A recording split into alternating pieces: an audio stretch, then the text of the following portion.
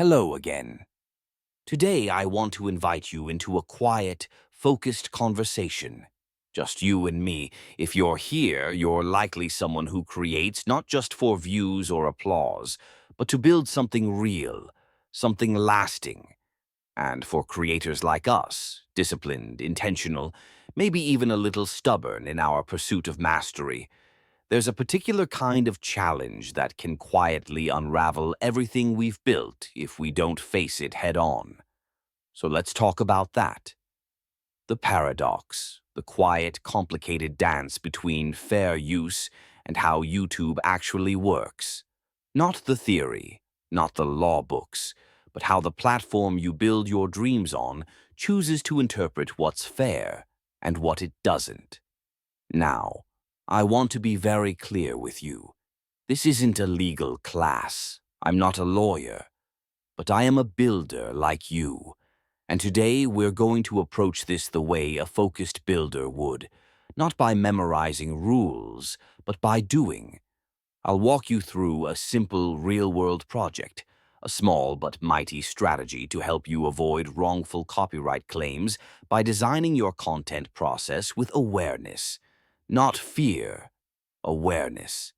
That's the real power here. We're going to build a fair use readiness system, a little internal funnel you run every new idea through before you hit record. It won't just protect your content, it will refine how you think, how you plan, how you create.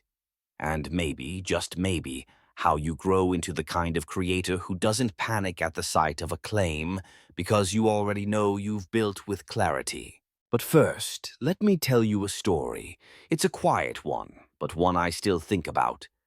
Years ago, I was working on a video essay that used clips from a film.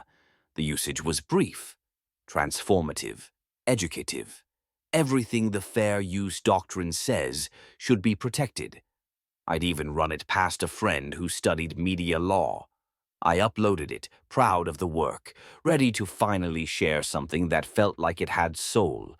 30 minutes later, a claim. Not a strike, thankfully, but enough to redirect all revenue. The system had spoken, and no amount of logic could change it. I appealed, carefully, respectfully. Declined. The appeal process, as you may know, isn't handled by a neutral judge. It's handled by the very same entity that made the claim. The paradox sat heavy in my chest. Even when you're right, you might still lose. Not because you broke the rules, but because platform logic doesn't always align with public law. Now, I'm not telling you this to scare you. I'm telling you because I realized something that day, and this is what I want you to carry forward from this lesson. On YouTube, you don't win by being right. You win by being prepared. And so that's what we're going to build today. Not just a protective layer for your content, but a protective mindset for your process. So let's begin our project. Picture this like a checklist, a funnel, a soft filter you pour your ideas through. Step 1. Intent. Ask yourself, what is the intention of including someone else's work in your video? If the answer is to illustrate, to critique, to teach, then you're on the right track. Step 2. Context. Once you've established intent, write down the context you'll provide. Will your audience understand without guessing why this clip is there and what it means in your narrative? Step 3. Transformation. This is the heart of it, the gold standard. What have you added? A new angle, a breakdown, a reinterpretation, or just a mood? Be specific. You want to create that moment, not just for the viewer, for the algorithm. Step 4. Replaceability. This one's tricky, but powerful. Ask, could I make this point without this exact clip? If the answer is yes, then be mindful. Using it becomes a choice, not a necessity. And that means you'll need to justify it more strongly through your structure and voice. The more replaceable the asset, the more fragile the defense. Step 5. Redundancy. Document your process. Keep notes. Archive scripts. Timestamp your commentary in the edit. This may sound overboard, but these little records create a kind of invisible armor. If you ever face a claim, you're not scrambling. You're calmly pulling up a note that says, Clip X used at 2:31 to explain concept Y. Quiet strength, strategic defense.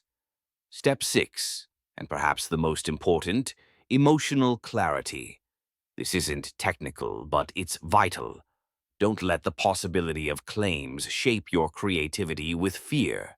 Let it shape you with discipline. Each clip you include with awareness makes you a more intentional artist.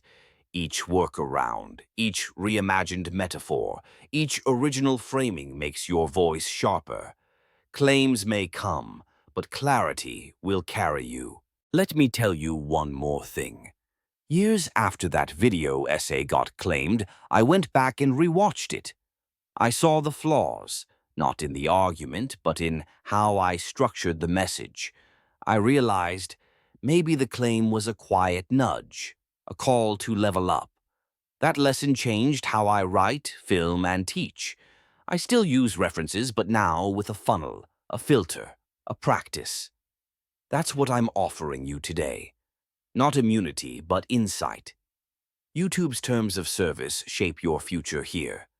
Before your next video, take 10 quiet minutes and build your own fair use funnel. Run your idea through it, make edits, strengthen what serves the purpose.